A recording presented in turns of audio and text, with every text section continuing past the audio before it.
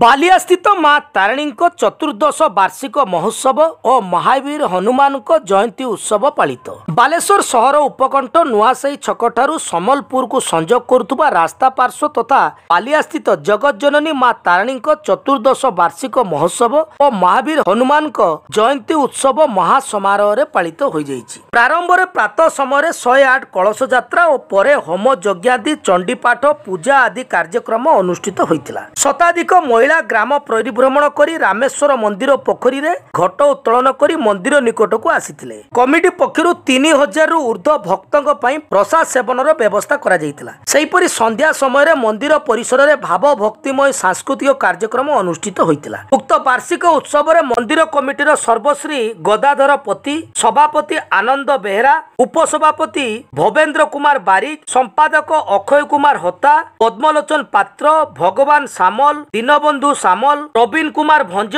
अनिंद्र कुमार परिड़ा, कुना दास, मंगला दास, गोपाल चंद्र पंडा, मिट्टू बाबू प्रमुख उपस्थित रही समस्त कार्य को सुचारू रूपे संपादन करथिले। एई तारिणी मंदिर कमिटीर संपादक श्रीयुक्त भवेंद्र कुमार बारिक। एटा चतुर्दशतम वार्षिक महोत्सव।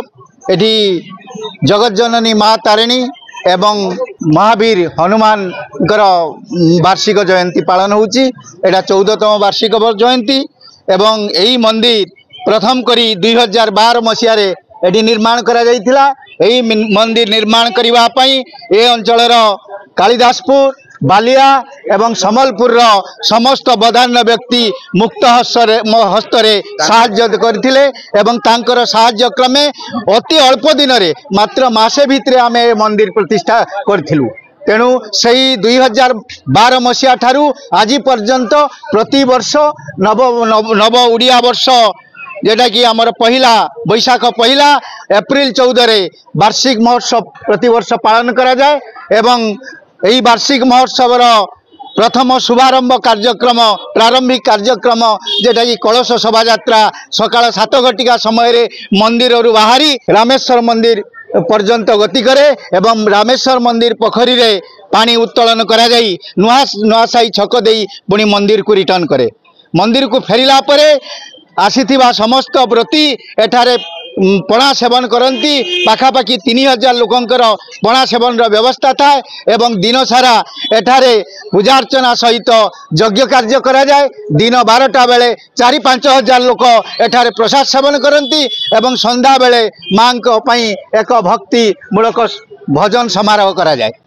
यही कार्यक्रम को श्रृंखलित भाव में करबा पई ए वर्ष मध्य आम सहदेव खुंटा थानार आईआईसी महोदय निजे उपस्थित थिले एवं तांकर पुलिस बाहिनी को सेठारे नियोजित करथिले। अति श्रृंखलार सहित से कलश शोभा यात्रा को करैचंती एवं सेथि पई आमे तारिणी मंदिर कमिटी तरफरु तांको अशेष अशेष धन्यवाद ज्ञापन करूछु। एथि पई आम ए अंचलर समस्त सदस्य वृंद ग्रामवासी सहयोग करिथिबारु मु सेमानंको मध्य आम कमिटी तरफरु धन्यवाद दउची एवं आम अनुष्ठान समस्त कर्मी सेथि पई सहयोग करिसंती प्राणपणे चेष्टा करिसंती याकु श्रृंखलित भाव में करबा पई। दिन तमाम एठारे पूजा अर्चना चलिबो, यज्ञ चलिबो एवं एथिपाई मध्य निवेदन करुची समस्तंकु ये मीडिया जरिया रे जे समस्ते सहयोग करंतु मुक्त भाव में मां को साहाय्य करंतु ये अनुष्ठान केमिति उत्तर उत्तर उन्नति हबो सेति पई सहयोग रा हाथ बढ़ांतु।